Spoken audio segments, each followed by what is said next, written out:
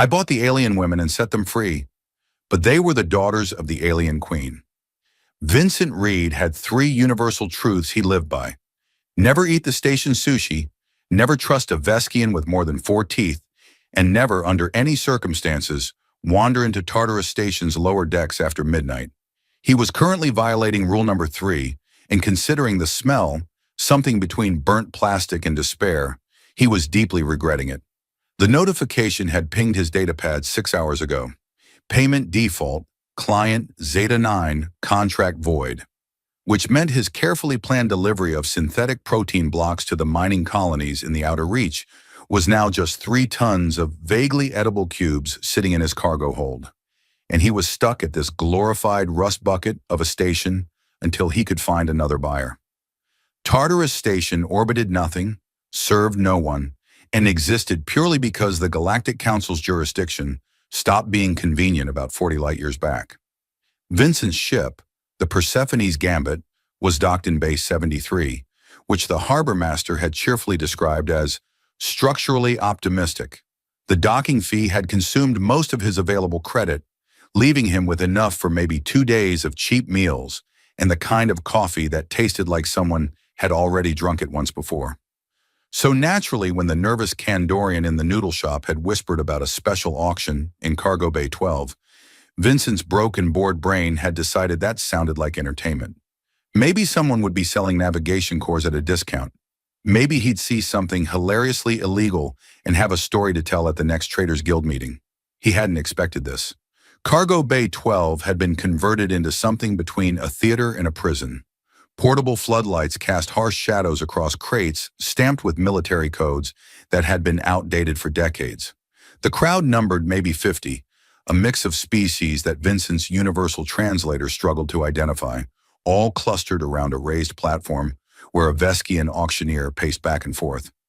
The Veskian had at least 7 teeth visible in his too-wide smile, which immediately pushed him past Vincent's trust threshold into definitely going to rob you territory. Gentle beings, the auctioneer crooned, his voice somehow oily despite being translated through Vincent's earpiece.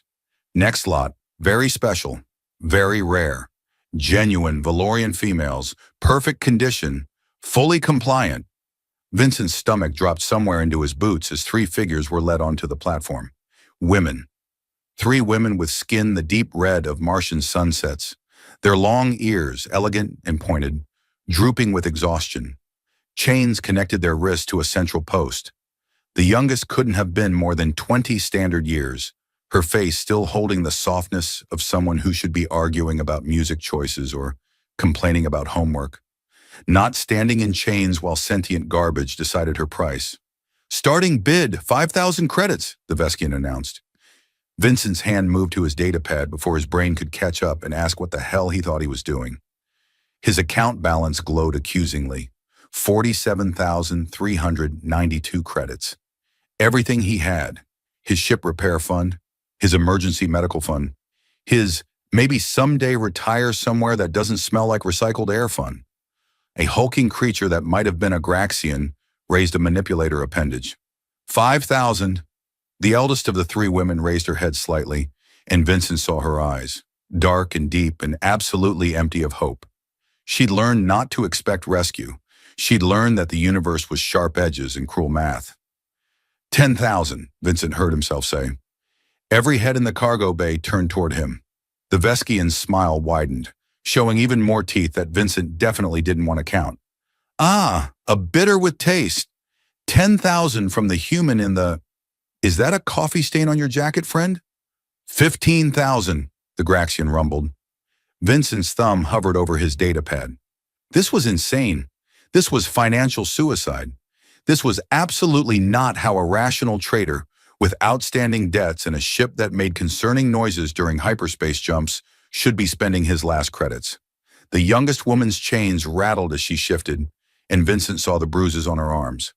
20,000, he said.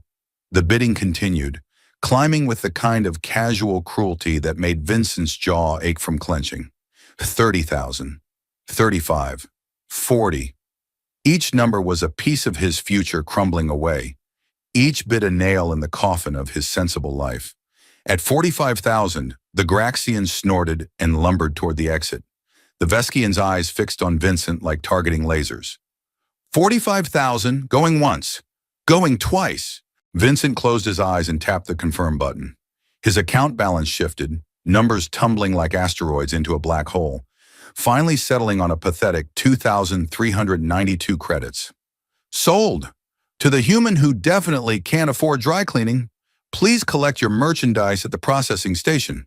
The crowd dispersed with the enthusiasm of people disappointed they hadn't witnessed a higher price. Vincent's legs felt disconnected from his body as he walked to the processing station, a folding table where a board attendant transferred ownership codes to his datapad. The three women were led forward, their chains clinking with each step. Up close, the bruises were worse. The eldest had a split lip that had healed badly. The middle one wouldn't make eye contact with anything. The youngest was shaking. Vincent's hands trembled as he reached for the chain controls. The electronic locks disengaged with soft clicks that seemed too quiet for something so significant. The chains fell away. The three women stood frozen, as if freedom was a concept they'd forgotten how to process. "You're free," Vincent said, and his voice came out rougher than intended. "Go home, wherever that is. Just go." The eldest stared at him, her long ears lifting slightly. When she spoke, her words came haltingly in universal standard, each syllable carefully formed. "Why do this?" Vincent looked at his datapad, at the number that represented everything he'd worked for turned into nothing. He thought about his ship repairs, his safety margins, his comfortable future that had just evaporated. "Because it's right," he said finally. "Because someone should." He turned and walked away before he could think about it too much, before the reality of what he'd done could catch up and tackle him to the deck. Behind him, he heard the soft sound of footsteps moving in the opposite direction, three women disappearing into Tartarus Station's crowds. Vincent made it back to his ship before the shaking started. He sat in the pilot's chair, staring at his account balance, and started laughing. It was either that or cry, and he'd already violated enough of his rules for one night. The Persephone's gambit creaked around him as if the ship itself was judging his choices. Yeah, Vincent muttered. "I know, we're idiots." But somewhere in the station, three women were walking without chains, and Vincent decided that maybe being an idiot wasn't the worst thing he could be. The protein blocks sold for half what Vincent had hoped, to a mining operation that looked like it might be a front for something significantly less legal. Vincent didn't ask questions. People with 2,392 credits in their account and a ship that needed new plasma coils didn't have the luxury of moral scrutiny when it came to buyers. He left Tartarus Station 3 days later with just enough fuel to make it to the next waypoint, and a growing certainty that his impulsive heroism had been the financial equivalent of jumping out an airlock without checking for a ship on the other side. The jobs that followed were the kind that appeared on the bottom of job boards, the ones marked urgent, which really meant dangerous, or probably illegal, or his personal favorite, may involve aggressive negotiations. He hauled unstable chemical compounds for a research station that definitely wasn't researching anything the Galactic Council would approve of. He transported encrypted data cores for clients who paid in untraceable credit chips and wouldn't look him in the eye. He even took a contract moving organic samples that he was 90% sure were either sentient or about to become sentient, and he'd spent the entire 3-day journey waiting for something to burst out of the cryopods and prove every horror sim he'd ever watched was actually a documentary. The Persephone's gambit developed new and exciting problems. The port thruster started making a noise like a Kandorian trying to sing opera while gargling gravel. The water recycler gave everything a faint metallic taste that Vincent's tongue had gone from protesting to accepting with weary resignation. The heating system in the crew quarters, which was just Vincent's bunk in a storage locker he optimistically called a closet, had 2 settings: Arctic tundra and surface of a star. Vincent survived on protein paste that claimed to be chicken-flavored, in the same way that space claimed to be silent. Technically true, but deeply misleading. His coffee came from a powder that had probably been coffee-adjacent at some point in its molecular history. He lost weight he couldn't afford to lose and developed a twitch in his left eye that his ship's medical scanner unhelpfully diagnosed as stress, exhaustion, and poor life choices. 2 months after Tartarus Station, Vincent was running a delivery through the neutral zone near the Carina Nebula, hauling medical supplies to a colony that was either very remote or very good at avoiding attention. The nebula painted his viewport in shades of purple and gold, cosmic clouds of gas and dust that looked beautiful right up until you remembered they played hell with navigation sensors and communication arrays. He was drinking his terrible coffee and trying to calculate whether he could afford to eat 3 meals tomorrow or if 2 would have to suffice when every alarm on his console started screaming simultaneously. Vincent's coffee performed a brief moment of zero-gravity ballet before splattering across the navigation panel. "Oh, come on!" He grabbed for the controls, pulling up the sensor display. His heart stopped. The scanner was showing contacts. Lots of contacts. Ships appearing from nowhere, like someone had just unwrapped the universe's worst surprise party. The tractor beam hit before he could even think about running. The Persephone's Gambit shuddered, her engines whining in protest as an invisible force grabbed hold and pulled. Through the viewport, Vincent watched ships materialize from what his sensors swore was empty space. They were beautiful in the way that apex predators were beautiful. Sleek lines, hulls that gleamed like polished garnet, energy signatures that made his ship's reactor look like a candle next to a fusion reactor. The largest ship, the flagship, was the size of a small moon. Vincent had seen orbital stations with smaller footprints. His communication array squawked to life with a priority override that bypassed every security protocol he had. "Vincent Reed." The voice was female, precise, and carried the kind of authority that made Vincent sit up straighter despite himself. "You are commanded to board the royal vessel Eternal Radiance. Prepare for transport. Resistance will be considered an act of war." "Royal vessel?" Vincent said to his empty cockpit. "War? I'm a traitor. I haul protein blocks. My ship is held together with optimism and expired hull sealant." The communication channel didn't respond, which Vincent felt was rude considering they'd just threatened him with war. A smaller craft detached from the flagship, approaching with the kind of precision that spoke of pilots who'd never had to navigate around a blown thruster or compensate for a misaligned stabilizer. It docked with his airlock with barely a shudder. Vincent stood in his cargo bay, which currently contained 6 crates of antibiotics and a concerning amount of coffee stains on the deck plates, and waited for whatever was about to end his life. He ran through his recent jobs, trying to figure out which one had violated some treaty he didn't know existed. The chemicals, the data cores, the maybe sentient organic samples. The airlock cycled open, and 4 figures stepped through wearing armor that probably cost more than his ship, his cargo, and his entire bloodline's net worth combined. The armor gleamed with the same dark red as the ship's, inlaid with patterns that seemed to move in his peripheral vision. "Vincent Reed," the lead guard said, their voice filtered through a helmet that made them sound like a particularly judgmental deity. "You will come with us." "Can I at least know what I'm being arrested for?"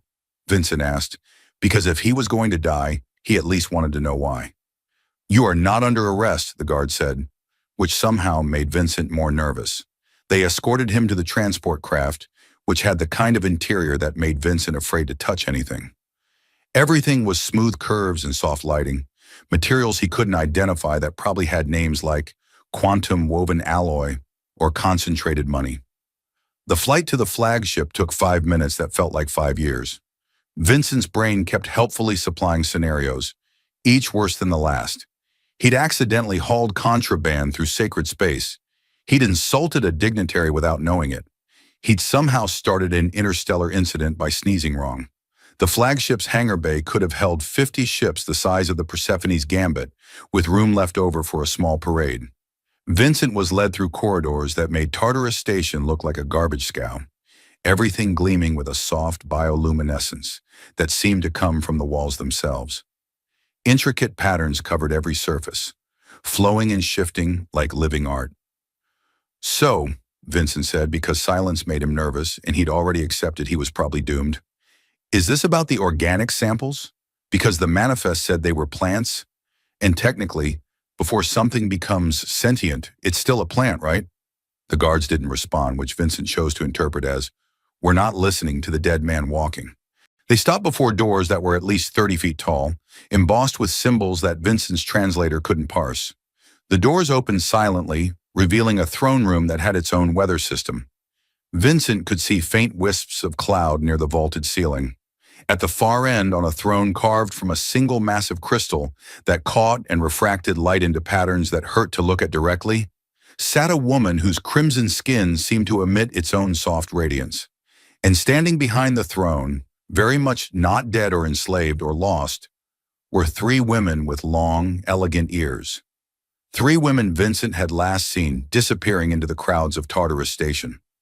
Three women who were apparently princesses. Vincent's knees tried to give out, but he locked them through sheer stubbornness and the growing suspicion that falling on his face before royalty was probably poor etiquette. "Oh," he said intelligently. "Oh no." The queen rose from her throne with the kind of grace that made Vincent acutely aware of every awkward angle of his own body. She was tall, taller than he'd expected, and the air around her seemed to shimmer slightly, as if reality was being polite and getting out of her way. Vincent's mind raced through every first contact protocol he'd ever half learned in Traders Guild orientation. Was he supposed to bow, kneel, prostrate himself, make eye contact, or avoid it? His instructor had spent most of that session discussing tariff codes, and Vincent had been nursing a hangover, so the details were fuzzy at best. He settled for a bow that he hoped looked respectful, and not like he was checking his boots for damage. "Vincent Reed," the queen said, and her voice carried across the massive throne room without effort, as if the space itself was amplifying her words. "Do you know who I am?" "I'm going to guess royalty," Vincent said, then immediately regretted every word that had ever come out of his mouth. "Your Majesty, Highness, royal person?" One of the guards made a sound that might have been a suppressed laugh. The queen's expression didn't change, but Vincent saw the youngest princess behind her hide a smile behind her hand. At least someone found his imminent execution amusing. "I am Queen Velastra of the Valorian Empire," she said, descending the steps from her throne with measured precision. "And you, Vincent Reed, are either the bravest human I have ever encountered or the most foolish." "Definitely the second one," Vincent said before his brain could stop his mouth. "The foolish one? That's me. Premium grade foolishness, shipped direct from the idiot factory." The queen stopped 3 steps above him, close enough that Vincent could see the intricate patterns tattooed along her neck, markings that seemed to pulse with faint light. "6 months ago," she said, and Vincent heard something in her voice shift, something that made his chest tighten. "My daughters disappeared during a diplomatic mission to the frontier worlds. Their ship was attacked. Their guards were slaughtered. The survivors took my children and sold them like cargo." Vincent's eyes flicked to the 3 women behind the throne. The eldest was watching him with an expression he couldn't read. The middle one stared at the floor. The youngest was still smiling, just a little. "I sent every resource at my disposal to find them," the queen continued. "Every agent, every ship, every favor I could call in across a dozen systems. I interrogated pirates and broke apart smuggling rings. I found nothing, just silence and dead ends, and the growing certainty that I had failed them." A tear tracked down her face, catching the light like liquid diamond. Vincent had never seen royalty cry before. He'd never really seen royalty at all, but he was pretty sure they weren't supposed to cry in front of random traders they'd kidnapped. "Then 3 weeks ago, they came home." The queen's voice broke slightly. "They arrived on a refugee transport, beaten and starved but alive. And do you know the first thing my eldest daughter said to me?" Vincent shook his head, not trusting his voice. She said, "A human saved us, a traitor with nothing to gain and everything to lose. He bought our freedom and asked nothing in return. He said it was right." The queen was now standing directly in front of Vincent, close enough that he could see his own terrified reflection in her eyes. "I didn't believe her at first," the queen said. "I thought perhaps the trauma had confused her memories. Kindness without expectation of reward is rare enough in royal courts. In places like Tartarus Station, it's extinct." "I wasn't trying to be kind," Vincent blurted out. "I was trying to be not terrible. There's a difference." The bar was very low. "The bar," the eldest princess said, speaking for the first time, "was on the ground, and most beings were happy to walk over it." Her universal standard was much improved from the last time Vincent had heard her speak. She descended the steps to stand beside her mother. "I am Sarah," she said, "Crown Princess of Valor. This is my sister Lyra and our youngest, Kessa." "Hi," Vincent said, because apparently his brain had decided that formality was optional when facing royalty. "Sorry about the whole buying you thing. That was weird. The situation was weird. I made it weirder." Kessa, the youngest, laughed outright. "You spent everything you had, then immediately freed us. We thought you were insane." "I'm starting to think you were right," Vincent muttered. Queen Velastra reached out and took Vincent's hands before he could process what was happening. Her skin was warm, her grip firm enough that he couldn't have pulled away even if he'd wanted to. "Vincent Reed," she said, "in a galaxy that has forgotten mercy, you remembered. In a universe of sharp edges and cruel mathematics, you chose kindness over comfort. You are the most honorable soul I have ever encountered." Vincent's face felt hot. "I really didn't do anything special. Anyone would have—" "No," Sarah interrupted. "They wouldn't have. 50 beings watched us sold on that platform. 50 beings who saw 3 people in chains and saw only merchandise or inconvenience or entertainment. You saw people who needed help. We waited," Lyra added, her voice soft but steady. "After you freed us, we hid in the station for 3 days watching, certain you would return and demand something. Payment or servitude or worse. You never came." "Why would I?" Vincent asked, genuinely confused. "That would defeat the entire point of freeing you." "Exactly," Queen Velastra said, "which is why you're here." She released his hands and stepped back, her expression shifting into something more formal, more royal. "Vincent Reed, you saved my daughters when you had every reason not to. You bankrupted yourself for strangers. You walked away from the only leverage you could have held over the Valorian throne. Such honor cannot go unrewarded." "Oh no," Vincent said. "Name your reward," the Queen declared, her voice ringing through the throne room with the weight of official proclamation. "Anything in my power is yours. Wealth, titles, land, position, protection. Speak, and it shall be granted." Vincent's mind spun through possibilities like a broken navigation computer. He could ask for enough money to retire, to buy a new ship, a real ship that didn't sound like it was dying, to never have to eat protein paste again. He could ask for influence, for security, for a future that didn't involve wondering if he'd be able to afford fuel next month.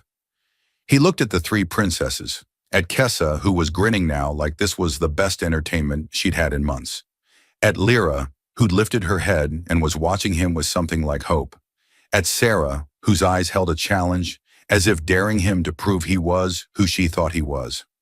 "I don't need a reward," Vincent heard himself say, and even he wasn't sure if it was nobility or stupidity talking anymore. "Seeing them home safe, that's enough." The throne room fell silent, except for the faint hum of the ship's systems and what might have been distant music from somewhere in the massive vessel. Queen Velastra stared at him for 3 heartbeats. Then she started laughing. It wasn't a polite royal laugh or a diplomatic chuckle.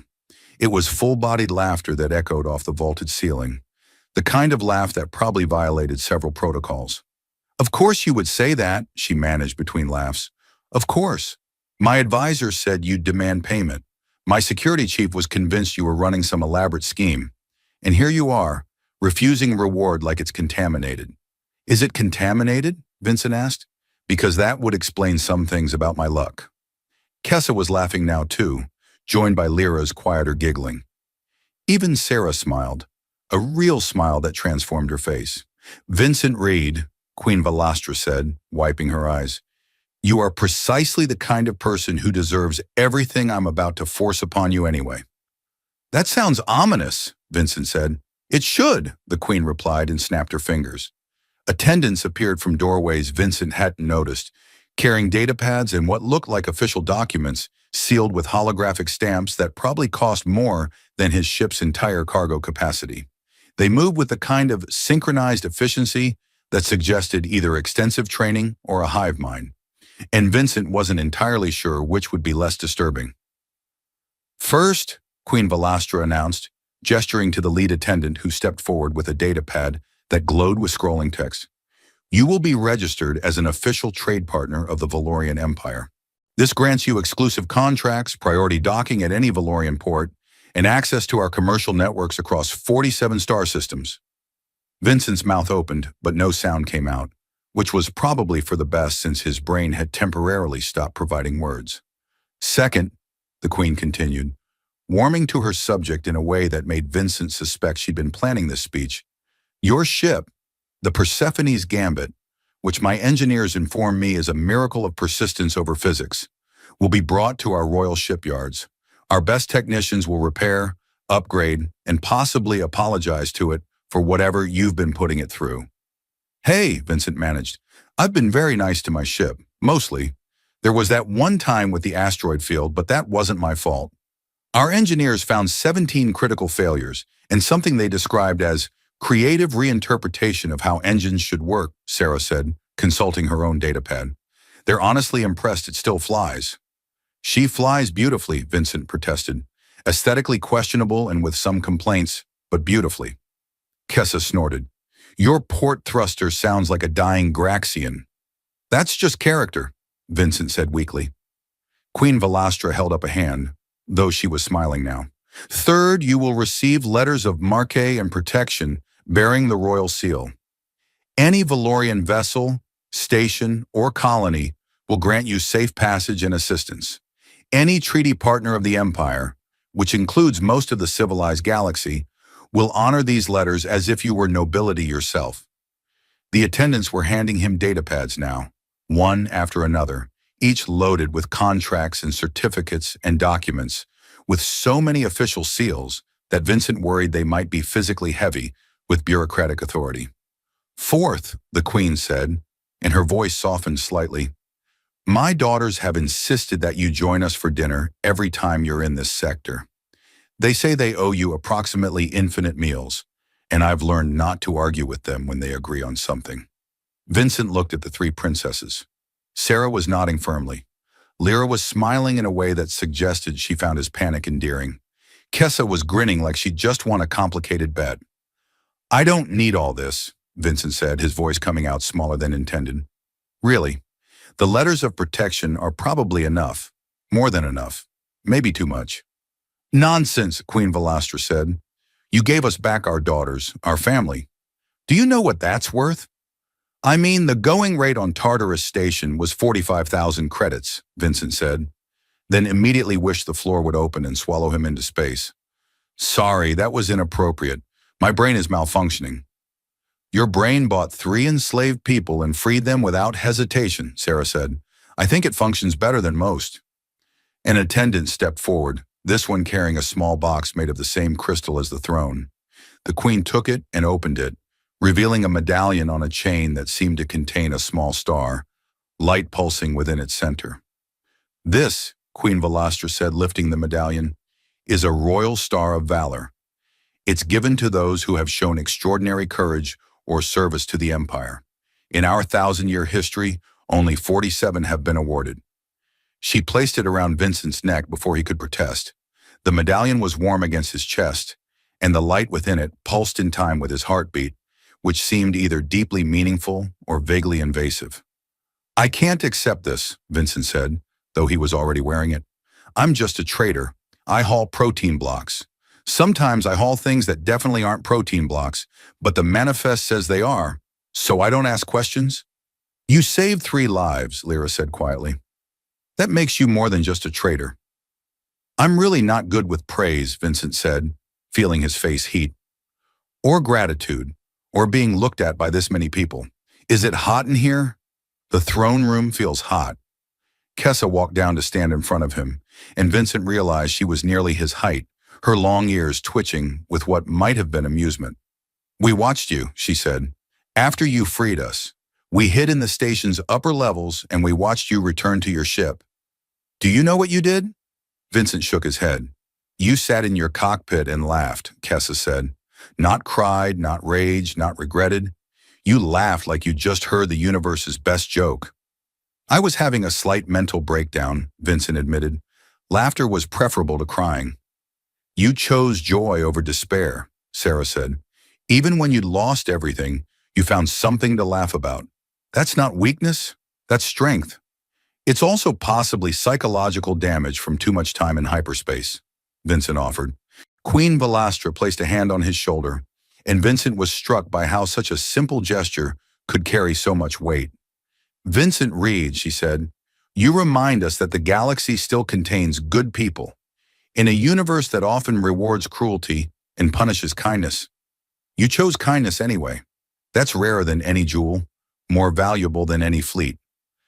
I'm going to be really honest, Vincent said, looking at the medallion, the data pads, the royal family surrounding him. I have no idea what I'm supposed to do with any of this. I barely knew what to do when all I had was a ship and protein blocks. You'll figure it out, Lyra said. You figured out how to free 3 strangers. You figured out how to survive 2 months on nothing. You'll figure out how to be successful. But not alone, Kessa added quickly. We're not just giving you all this and pushing you back into space. We're family now. Weird, complicated. You bought us at auction family, but family. That is the strangest family origin story I've ever heard, Vincent said. We're royalty, Sarah said with a shrug. Strange is mandatory. An attendant approached the Queen and whispered something Vincent couldn't hear.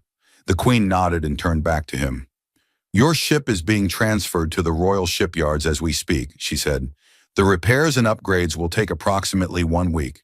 During that time, you're invited to stay aboard the Eternal Radiance as our guest. I don't have guest-appropriate clothes, Vincent said, looking down at his jacket with its coffee stains and the pants that had seen better decades. Or guest-appropriate anything. We'll handle that, Kessa said cheerfully. Though I'm keeping the jacket, it's got character. It's got stains. Character stains. Vincent looked around the throne room, at the impossible beauty of it, at the family that had somehow decided he was worth this much trouble, at the life he'd accidentally stumbled into by refusing to walk past 3 people in chains. I have one condition, he said suddenly. The Queen raised an eyebrow. Oh? When I inevitably do something stupid or inappropriate or accidentally violate some protocol I don't know about, Vincent said, can you all just tell me instead of executing me? Clear communication, that's all I ask. The throne room erupted in laughter, the sound bouncing off crystal and stone and filling the vast space with something that felt almost like hope. Deal, Queen Velastra said, extending her hand. Vincent shook it and tried not to think about how his life had just transformed into something he definitely wasn't qualified for. His datapad pinged with a notification. His account balance had updated. Vincent looked at the number, blinked, looked again, and decided that yes, he was definitely still having that mental breakdown from 2 months ago. That's not a real number, he said faintly. It's very real, Sarah assured him. Welcome to having money, Vincent. Try not to spend it all on protein blocks. The guest quarters they assigned Vincent were larger than his entire ship and contained furniture he was afraid to touch. The bed was big enough to sleep 6 people comfortably, or one very confused trader who kept rolling into the middle and wondering if he'd fallen into a different dimension. The bathroom had a shower with controls that looked like they could pilot a starship, and after accidentally activating what he could only describe as aggressive mist mode, Vincent decided regular water pressure was perfectly fine. A wardrobe had been provided, filled with clothes that actually fit him, which suggested either excellent guessing or mildly invasive scanning technology. Vincent chose not to dwell on which. He was attempting to figure out if the room's environmental controls were set to Arctic or if he was just nervous when someone knocked on his door. Sarah stood in the corridor, now dressed in something less formal than throne room attire, but still far nicer than anything Vincent had worn in his life. Her long ears were adorned with silver cuffs that caught the light. I'm not interrupting, she asked. Just me trying to figure out how to work the shower, Vincent said. It has 17 settings. 17? Who needs that many ways to get wet? Royalty, apparently. She stepped inside, glancing around the quarters with the familiarity of someone who'd grown up in places like this. These were my rooms, actually, before I moved to the diplomatic wing. Oh. Vincent looked around with new awareness, wondering if he should be more careful about where he sat. Should I not be touching things? Vincent, you bought my freedom. You can touch whatever you want. That's a weird way to phrase it, but okay. Sarah moved to the window, viewport really, that looked out over the fleet. Ships hung in formation like jewels suspended in velvet, their running lights creating constellations that humanity had never named. I wanted to thank you, she said, her back to him, properly, without my mother and sisters turning it into a royal production. You already thanked me, Vincent said, multiple times, with significant financial backing. I thanked you as a princess, Sarah said, turning to face him. I haven't thanked you as just me, as someone who spent 3 months in chains thinking she'd never see home again. Vincent sat down carefully on a chair that was probably worth more than his old ship. You don't owe me anything. We were being transported to a mining colony, Sarah said, her voice matter-of-fact in a way that suggested she'd had to tell this story before and had learned to distance herself from it. We'd been sold to a consortium that needed labor. They didn't have to pay or treat like people. We would have worked until we died, been buried in whatever hole we dug, and no one would have known. Sarah, then you walked into that cargo bay, she continued. This random human trader in a stained jacket, looking like he'd rather be anywhere else. And you spent everything you had. Everything. We watched you transfer the credits. We saw your account balance hit 0. Vincent's throat felt tight. Anyone would have. Stop saying that, Sarah interrupted, but gently. Stop diminishing what you did. 50 beings were in that cargo bay. 50 potential anyones. You were the only one who saw 3 people instead of 3 problems. She crossed the room and sat in the chair opposite him, her expression serious in a way that made Vincent want to crack a joke to lighten the mood, but also made him suspect she'd hit him if he tried. Do you know what Lyra said when we were finally alone on that refugee transport? Sarah asked. She said, maybe the universe isn't completely broken. That's what you gave us. Not just freedom, hope that there were still good people in existence. I'm not that good, Vincent said. I've made plenty of questionable decisions. I once transported a crate that I'm pretty sure contained either weapons or sentient food, and I still don't know which is worse. Sarah laughed, and some of the intensity left her expression. You're good enough. That's what matters. A chime sounded from somewhere in the walls, musical and pleasant in a way that Vincent's ship alarms had never managed. That's the dinner bell, Sarah said, standing. Mother has arranged a private meal. Just family, which apparently now includes you. I'm not family, Vincent protested, even as he stood to follow her. You freed us. You're wearing a royal star, and Kessa has already claimed your jacket. You're family. Accept it. They walked through corridors that Vincent was certain he'd never be able to navigate alone, past artwork that was probably priceless, and guards who nodded to Sarah with respect, and to Vincent with what might have been curiosity. The dining room was smaller than the throne room, but still absurdly large, with a table that could have seated 20 but was currently set for 5. Queen Velastra was already seated at the head, with Lyra and Kessa on either side. Kessa was indeed wearing Vincent's jacket over her formal dress, and it looked absolutely ridiculous in a way that made Vincent smile despite himself. Vincent, Kessa called out, sit next to me. I have questions about your ship's creative engineering choices. They weren't creative, they were desperate, Vincent said, taking the indicated seat while Sarah sat across from him. Our engineers are still arguing about how you managed to route auxiliary power through the waste recycling system, Queen Velastra said as attendants began bringing food. Half think you're a genius, the other half think you should be arrested. It was that or freeze to death in hyperspace, Vincent explained. The heating system failed near the Kepler belt, and I had to improvise.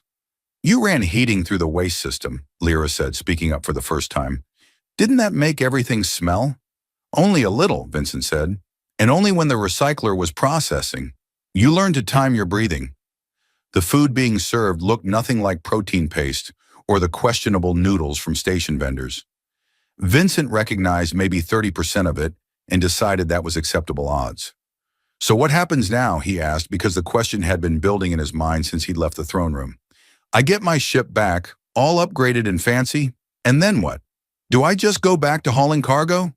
If you want, Queen Velastra said, the contracts we've provided are optional. You're free to continue as you were, just with significantly better equipment and resources.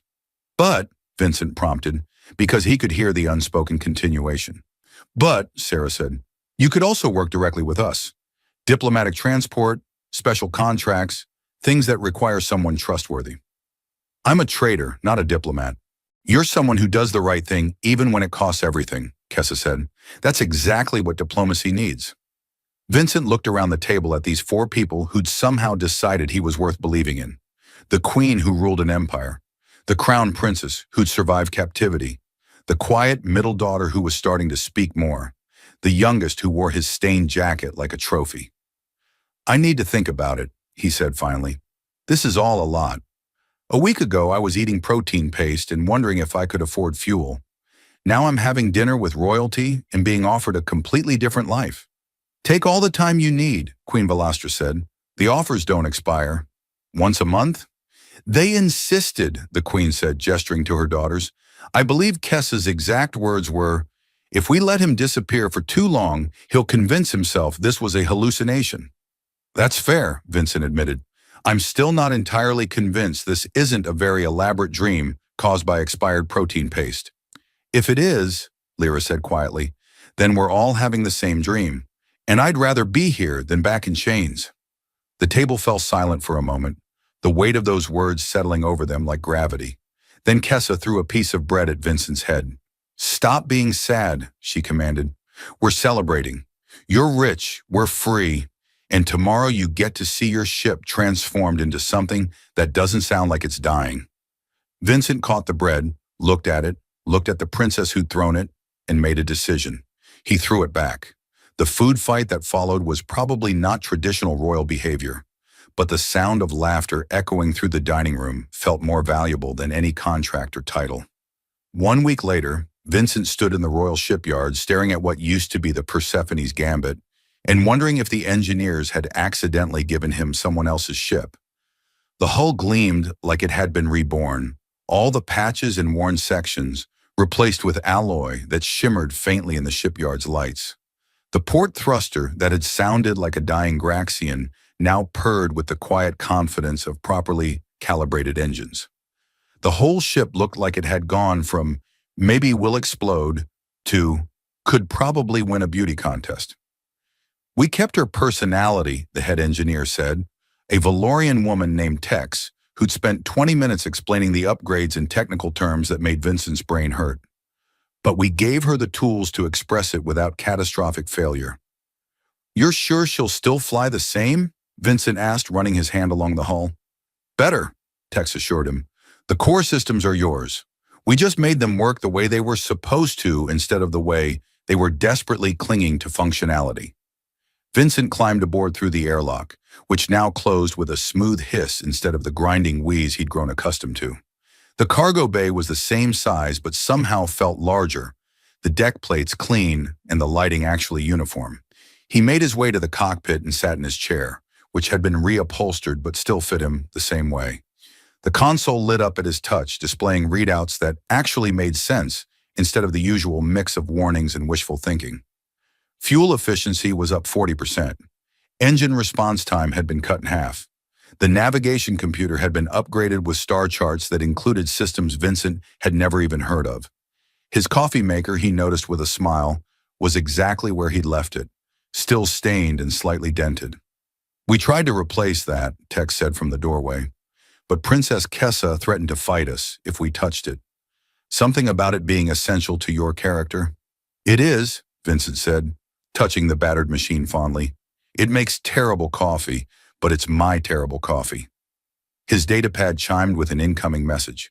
The cargo contracts he'd been offered, all legitimate, all well-paying, all completely different from the desperate jobs he'd been taking 2 months ago. Medical supplies to frontier colonies, diplomatic packages that came with armed escorts, cultural artifacts that required climate-controlled transport. He could choose any of them, or none of them. The credits in his account meant he could afford to be selective for the first time in his career. Vincent pulled up his star charts, tracing routes through systems he'd only dreamed of accessing before. The letters of marque opened paths that had been closed to independent traders, and the royal seal meant stations that had once charged him premium rates for basic services would now compete for his business. It was overwhelming. It was terrifying. It was possibly the best problem he'd ever had. Vincent, Kessa's voice echoed through the ship.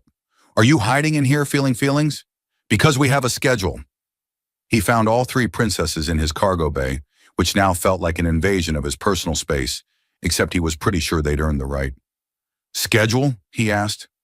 Dinner, Sarah said, holding up a container that smelled incredible. We're christening your new ship properly, with actual food instead of whatever protein-based sadness you've been surviving on. They sat on the deck plates, which were now clean enough that Vincent didn't worry about what they might be sitting in, and shared food that Sarah had apparently smuggled from the royal kitchens. It was strange and perfect, eating takeout in a cargo bay with three princesses who'd once been cargo themselves. So what's first? Lyra asked. Which contract are you taking? Vincent had been thinking about that question for days. The safe answer was one of the nearby routes, something easy to ease into his new circumstances. But safe had never really been his style, even when it should have been. There's a refugee station near the Hadron Cluster, he said slowly. They're requesting medical supplies and educational materials. It's not glamorous and the pay is basically nothing, but it's right, Kessa finished, grinning. You're going to help people who need it instead of chasing the biggest paycheck. I'm probably being stupid again, Vincent admitted. You're being you, Sarah said, which is exactly who we'd hoped you'd be. They stayed until the shipyard's night cycle began, talking about routes and systems and the strange new future Vincent had stumbled into. When they finally left, extracting promises that he'd calm them when he reached his first destination, Vincent sat alone in his cockpit and felt the ship hum around him. The Persephone's Gambit was the same ship she'd always been, just better, stronger, more capable of handling whatever the universe threw at her. Vincent supposed the same could be said for him. He pulled up the route to the Hadron Cluster, calculating jump coordinates and fuel consumption with a navigation computer that didn't randomly round numbers or suggest impossible shortcuts through asteroid fields. The journey would take 2 weeks, most of it through empty space where he'd have nothing but his thoughts and terrible coffee for company. It sounded perfect. Before engaging the engines, he checked his messages one more time. There was a new one from Queen Velastra, marked priority. Vincent Reed, you have proven yourself to be a person of exceptional character. The Valorian Empire is honored to count you as a friend. Remember, you are never alone in this galaxy. Safe travels, and we'll see you for dinner next month. That's not a request. V. Below it was a message from Kessa. Your jacket is mine now. I've declared it. This is official royal business. Also, we put a tracker on your ship, so if you don't show up for dinner, we will find you. Hearts! Vincent laughed, the sound echoing in his empty ship, and realized he wasn't laughing at the absurdity of his situation anymore. He was laughing because he was happy, because 2 months ago he'd been broke and alone, and wondering how he'd make it through another week. And now he had a family who tracked his ship and demanded dinner dates. He'd walked into a cargo bay expecting to kill time, and walked out having changed his entire life. He'd spent everything to free 3 strangers and gained more than he could have imagined. The universe was still full of sharp edges and cruel mathematics. There were still places like Tartarus Station, where people were sold like cargo. There were still choices between right and easy, between comfortable and kind. But now Vincent knew something he hadn't been sure of before. Choosing right over easy, choosing kindness over comfort, choosing to help even when it cost everything, those choices mattered. They rippled outward in ways you couldn't predict, changing lives and forging connections that transformed the galaxy one small decision at a time. He engaged the engines, feeling them respond with smooth precision, and set course for the Hadron Cluster. The refugee station was waiting, full of people who needed help from someone who'd show up not because it was profitable, but because it was right. And after that, there were 47 star systems with Valorian trade routes, hundreds of stations where his letters of marque would open doors, thousands of people who might need someone willing to do the right thing even when it was hard. Vincent Reed, traitor and accidental hero, guided his ship toward the jump point and smiled. The Persephone's Gambit leapt into hyperspace, carrying her captain toward new adventures, new choices, and a dinner appointment he absolutely could not miss. Behind him, in the space where Tartarus Station still orbited nothing and served no one, the galaxy spun on. People made choices. Some walked past suffering, some looked away from injustice, and some, a precious few, emptied their accounts and broke chains, and reminded the universe that mercy wasn't extinct, just rare, and worth holding on to when you found it. The stars blurred into streams of light, and Vincent thought about protein paste and terrible coffee, and three women who taught him that the best investments couldn't be measured in credits. He thought about a queen who cried and laughed in the same conversation, about daughters who'd survived and insisted on dinner dates, about a life he'd never planned but somehow perfectly fit. In the end, he'd bought three people's freedom and discovered his own. Not a bad trade at all. The end.